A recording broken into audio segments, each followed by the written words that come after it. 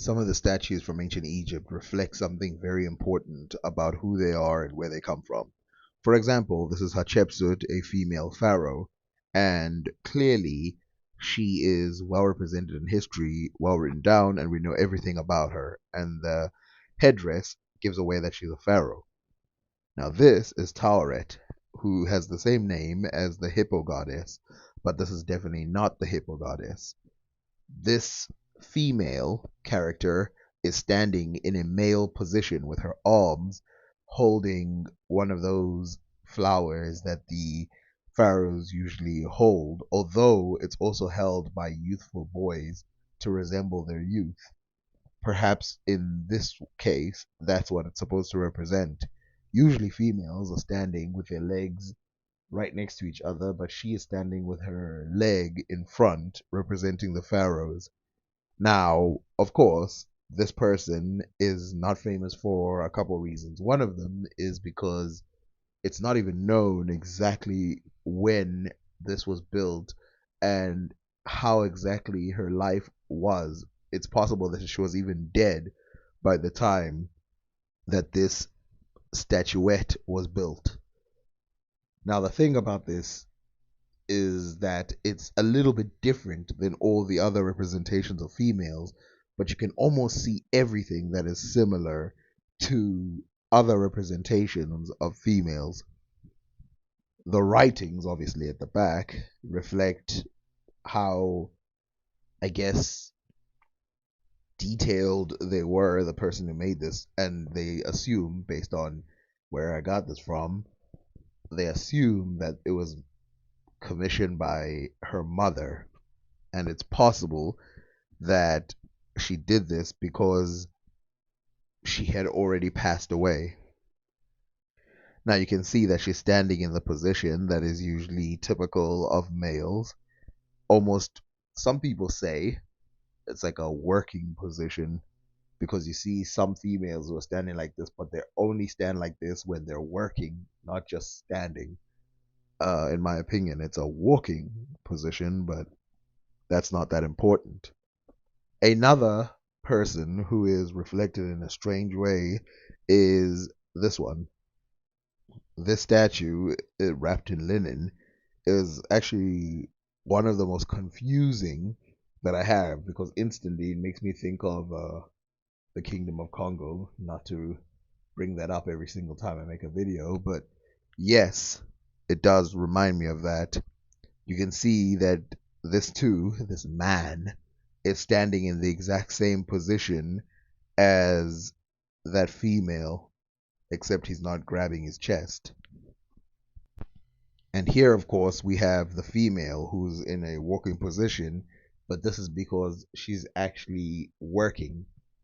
Now, obviously, these statues would inspire the ancient Greek and Roman statues later on, which is why you can see instant similarities. Can you imagine, of course, when the Europeans first got there, when they looked, they gazed their eyes upon this, they must have thought that they were slacking on everything they ever did in the past, thinking about exactly what these people are doing right now or what they did prior to their civilization even existing. Because remember, these people, the Romans and the Greeks, they actually were very aware of how old Egypt was, not only because the ancient Egyptians were still around to tell them, but also because there was other stories that we sort of don't believe or have lost today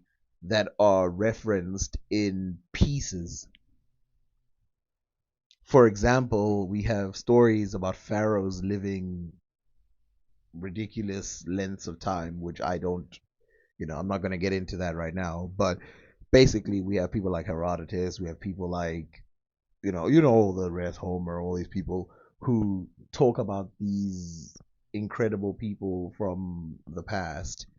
Then we have the later Roman writers who mention that they think that Egypt is the oldest civilization in history, which I want to mention something that I've once said before until I did further research on it.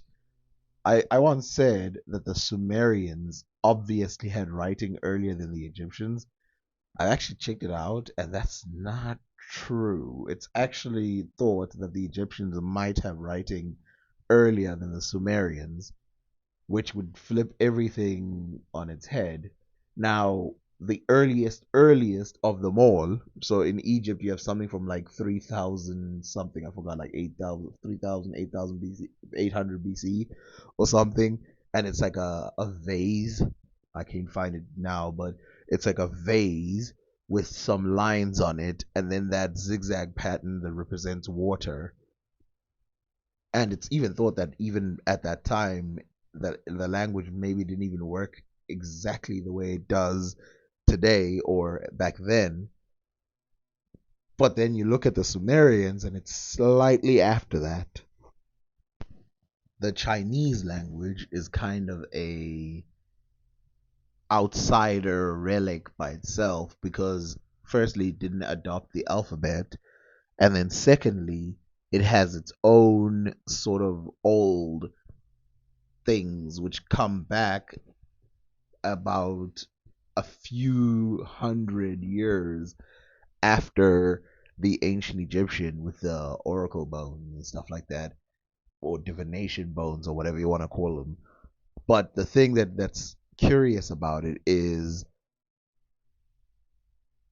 and I checked this, it's actually people who study the Sumerian language who are the most confused about where the language must have come from. Everybody else seems to be sure. Like people who study Egypt are pretty sure that Egypt is the first. People who study um, linguistics or whatever, a lot of them they say, oh yeah, it must be the Sumerians. But it seems like the people who study the Sumerian language are the ones who are the most confused, going, maybe it's Egypt, maybe it's not, maybe it's something else, maybe it's a combination of the two, maybe it's just, something that happened simultaneously, which, by the way, all three are very hard to believe. The idea that for hundreds of thousands of years, people came up with nothing, and then in three places that are right next to each other, they came up with the exact same idea at a very similar time in three very similar ways. And then, of course, only one of them survived the test of time, which was the ancient Egyptian language. That's why a lot of people leave room and say, yeah, there's probably some transfer from one to the other. Now, if the Egyptian language happens to be the first, or the Egyptian writing happens to be the first, and remember, nothing from the Semitic plain ends up in ancient Egypt, but ancient Egyptian ends up in the Akkadian area in terms of Afro-Asiatic language moving from Africa out. And why do I say that? Well, of course, the Akkadians were not there in the timeline that I'm talking about. The people who were there were the Sumerians, and we know that theirs died early. But this isn't about linguistics. I want to talk about this coincidental thing that I'm talking about. Now, obviously, coincidences do happen, and coincidences of that magnitude happen. And I want to be on the safe side, but I also want to express some crazy views because, of course, there's no point of having an opinion if you're not going to state it, which is just like the guy who made the debunkumentary that went after ancient aliens. Even though I debunk, or I don't believe any of that stuff, even though I don't believe none of that, I do believe that something weird must have happened for something like that to take place all over the world, for farming to take place all over the world, for writing to take place all over the world, for cave art to sort of start to spring up in very similar ways, for symbols to spring up in similar ways. Before the alphabet, the most suspicious one is actually farming. The reason why farming is so suspicious is because they sort of pick the same exact animals. And again, I've shown you that it's about the same time and everything. That's not important. What's important is how. How do they do that? What drove them? Was it just something fundamental about being human? Are we missing something in our story, in our history? Because I'm one of these people who are always skeptical of even the stuff I say, I sometimes think to myself, how many people would it really take to change a civilization?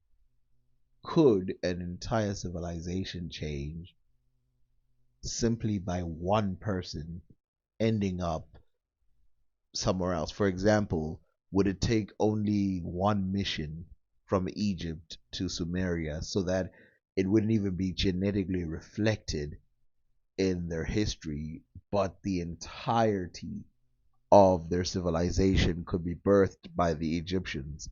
And of course, what would that mean? What does birthed by the Egyptians mean? Could there have already been a civilization over there, but the Egyptians sort of sped it up? Could it be the other way around too? If we take other kingdoms from around the world, we can see how very little trade, very little movement could change the entire civilization forever.